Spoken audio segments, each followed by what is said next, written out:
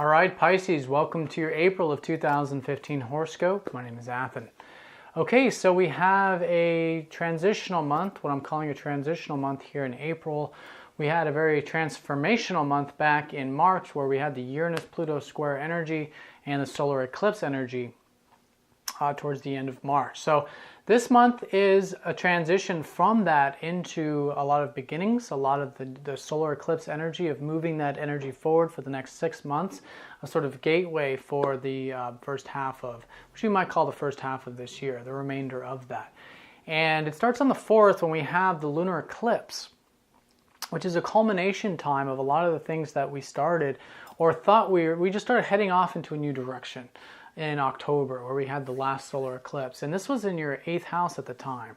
So for those of you who went off into a new beginning in regards to perhaps getting deeper with the relationship or sharing resources in some way, removing bondage such as debts, anything that helps you connect to the truth of life and the deeper element of life and create a life that is about enjoyment on the deeper element, right? This is the transition here and a culmination here of those things this month, because the lunar eclipse is a culmination full moon energy. So there could be a culmination, maybe not exactly how we saw it, but another time where we can see, okay, this is where this has gotten us, this is how far it's gotten us. Now there's an adjustment. Now that adjustment is in regards to your relationships. You've got the full moon here, the full moon energy in that 7th house. So this is where I think you might see that maybe there is like opportunities or abundance or things coming to a culmination in terms of relationships in particular, or maybe with legal matters or sales or business, anything else that's 7th house related. But I think relationships in general.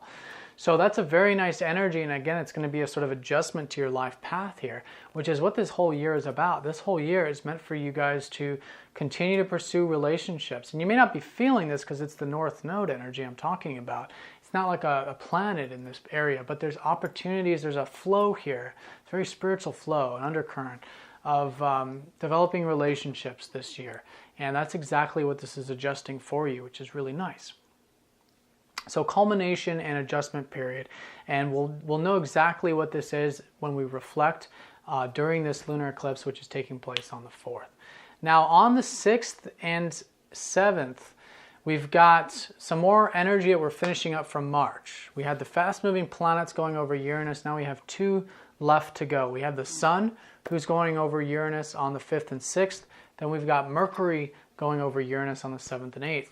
So this is the first 7 or 8 days of this month is just a transition from the last part of last month. And so here it's still activating a lot of this transformational energy. If you heard me talk about this, I've been talking about this a lot. The Uranus-Pluto energy, I'll recap it real quick here. Basically in your 1st house is where you're going to see a lot of this activity. You guys have had a lot of changes with yourself, with your goals, your ambitions. And now with the Sun there, you guys, happy birthday to all of you Pisceans from, the earlier part of, or the later part of last month and the earlier part of this month. But there's this sort of freedom that's coming about of you guys being yourself, of expressing yourself. And so that's what this is, essentially, is you becoming more free to express yourself, to be yourself, to let your identity be out into the open. And maybe that's not exactly what society thinks is proper, the status quo, or what our parents or social norms. Uranus is always doing things because it's true to you. And we're all very unique individuals, but sometimes that, sometimes, not always, comes into conflict with, the societal norms. And I think that might be a lot of what most of you might be experiencing because Pluto's been in your 10th, which is the house of systems, of structures. And so Pluto is helping you restructure a lot of these things, whether it's externally, such as your business, your career, or your internal structures, the things that you might consider the foundational elements of your life.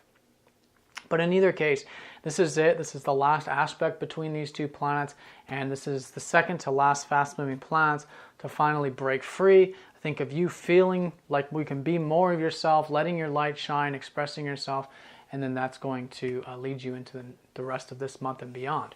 Now on the 7th and 8th, we have Mercury then going over Uranus, squaring up to that Pluto. So this is objective understanding, it's rational understanding, which is really nice with this because it's the topping off, it's the final element here. I think things are definitely going to be a lot lighter by the 7th and 8th as well. So Mercury is a very neutral planet. So I think what's going to finish this all off is we're going to understand very clearly what this transformation was, very tangibly. So 7th and 8th reflect perhaps on a rational level, or your intuition to some degree with Uranus, because it will be high at this time for all of us, especially you because it's in your first house. Lots of this intuition that's been developing for you guys anyways. But with that conjunction between these two planets, it's seeing very clearly in concept what freedom is for you in particular, or what it is that grounds that, or can be practical or tangible about that so you can put it into practice from here on out. So definitely see that, reflect on that, and again, balance these changes with whatever restructuring is going on, maybe at work, with the larger structures of your life right now at the moment. Now that's the first 10 days. 8 days, excuse me. Then on the 8th, we have Jupiter, your ruler, going station direct. So I think you guys have been, with your ruler retrograde since early December. I think you guys have been reflecting. It may have been more of an internal time, an introverted time for you guys. And so now he goes station direct here, where things, I think you're going to know, starting to move forward in the external sense. And that's from the 8th onward. He builds up momentum, so we're going to notice this a little bit more and more as the month unfolds. But this is directly relating to you guys' self-expression. There's just so much I'm seeing in relation to this being yourself, expressing yourself energy, and this is no exception. So I think you've learned a lot since December, or could have, and still can for the early part of this month, in regards to your self-expression. How important it is for you to enjoy your life, how you enjoy your life, what are the things you enjoy of life, what gives you passion, zest, excitement for life, what gives you that creative spark.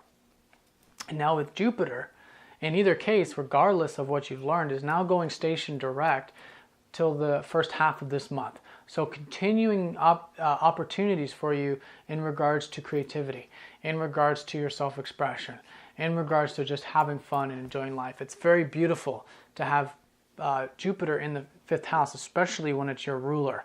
And that's an energy that's going to be with you for the first half of this year. So very nice there. Now on the 11th, we have Mercury going into Aries, your 2nd house. So there's a lot of this activity in your 2nd house this month, which is about your finances, your sense of self-worth, what you believe you can do, achieve, and attract to you in life, and becoming more self-reliant. And I think with Mars there, I think you guys have been putting in a lot of energy there. And so now Mercury is going to go join up with Mars in that 2nd house. And so between the 11th and the 27th, this is a great time to apply these things. If you've been thinking about starting something new regarding finances, this is a great time to do it. If you've been thinking about stepping into a new level of self-reliance, of abundance, of attracting beauty, of enjoying the simple pleasures of life, of being grateful for what you have in life, of getting into nature, connecting to nature on some level, or the arts, or the beautiful things. This is definitely the month to do so. And with Mercury there, you can learn a lot through that process. Now on the 12th, we have Mars sextiling up to your secondary ruler of Neptune from that 2nd house. So I think that might be an opportunity there for you to do those things on the 12th. And it might be directly related to maybe the spiritual stuff that's been going on behind the scenes with Neptune in that 12th house. You guys are spiritualizing, have been for a long time. Again, listening to that intuition there. But in either case, an opportunity, I think, relating to your 2nd house. Could be finances, could be, a new level up, a new leveling up of your self-value, what you enjoy in life. Because money, for example, only buys the thing, but the thing itself doesn't mean anything. I mean, it's what we really enjoy out of it. So the 2nd house is not just finances, it's much deeper than that. It's what you really enjoy about what the finances, purchase or buy. And so this is where you get to connect to and see that you have so much abundance around you, and there's a gratitude that can be had here. And when you step into that gratitude for what you have, naturally, you just enjoy what's there, and then more enjoyment comes your way. And it's not about really gaining anything because you're already enjoying it, but that is a natural result of it as you continuously live a more bountiful sort of life. So in either case, on the 12th, it could be some sort of opportunity relating to that. A nice flow energy, and serendipitous energy as well with Neptune. Now on the 14th, we have the Sun going into Aries, which is that second house for the next 30 days. Like I said, great month for all of this finances, expansion, abundance stuff. And for the next 30 days, I think you can really enjoy it, be passionate about it, see it very clearly. For those of you who might be getting involved with something new there, which I think you will, because on the 18th, we have the new moon energy. But in either case, enjoy yourself there. This is an excellent position for the Sun. It's exalted in Aries, who loves to be in your second house. Now on the 15th and 16th, we have Venus opposing up to Saturn. So there is a balancing energy middle part of the month here. That has to do with your third house. Venus went into your third house this month in April on the 6th. So from the 6th through the remainder of this month and into May, enjoy your communications, enjoy teaching, enjoy learning, enjoy sharing, writing, all of this third house activity. With Venus there, I think you can really enjoy these things, connect to these things. And from the 15th and 16th, you just want to balance that stuff, the more left brain stuff, with the larger stuff that's been, you've been structuring. Saturn's been in your 9th house of wisdom, philosophy, astrology, expanding your mental sphere of things, but keeping it grounded, nonetheless, building it one step at a time. So long story short, you want to balance like the left and the right hemispheres is one way of looking at this. The more practical side of things with the more vast side of things. You don't want to go to one extreme here in the middle part of this month where maybe you get so caught up in the spiritual stuff, it has no practical use, no grounded use. And you don't want to go to the extreme either of, so much of the rational stuff that it loses its spiritual connotation, its vastness, its opportunity. So keeping the nice balance there between possibilities and practicalism, or spirituality and science is another way of looking at it, would be a good utilization of the middle part of this month. Now on the 17th, 18th, and 19th, we've got the new moon energy, and new moon's on the 18th. But right before that on the 17th, we have Mars squaring up to your ruler Jupiter.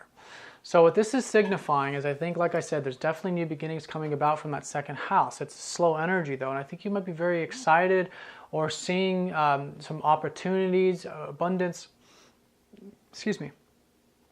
in regards to that second house of, again, finances, sense of self-worth, abundance, etc. But you want to keep it nice and balanced because it's a square energy, and particularly because it's the new moon energy, which means it's not really a time of action, of taking any sudden actions. We want to listen, we want to be receptive during this time. And then a little bit later on the 21st and 22nd, once the lunar energy starts to build up, we enter the crescent phase, and Mercury conjuncts up to Mars while Mars trines up to Pluto.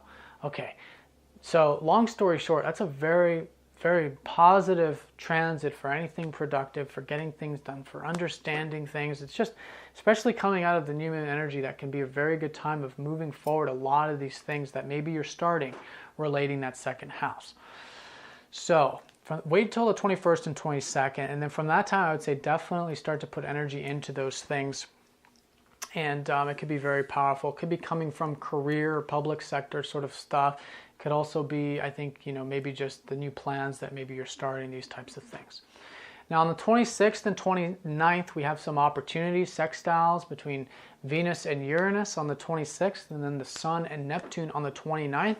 So the tail end of this month, see those opportunities because they will be there, particularly relating to, on the 26th, your reading, writing, sharing, communicating, teaching, right? Those things.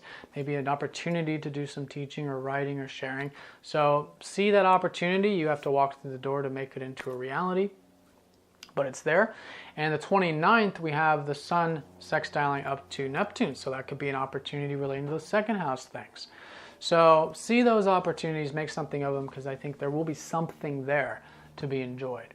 Now on the 27th, Mercury goes into Taurus, which is that third house of yours. So I think leading into May, things are going to become they're going to shift from your second house into your third house. And this is another indicator of that. While I think you are enjoying teaching, writing, and sharing, I think from the 27th onward, you're going to be thinking more about these things, perhaps wanting to learn. Mercury loves to be in that third house, maybe doing some of that teaching yourself And that's going to be an energy, like I said, segueing into May. All right, Pisces, well, have a fantastic month. Thanks for watching. If you have any questions, please let me know. Do check out the daily and weekly horoscopes for a more specific look. If you're new to the channel, please subscribe. Get in touch if you'd like a personal reading, and I will talk to you all next time. Take care.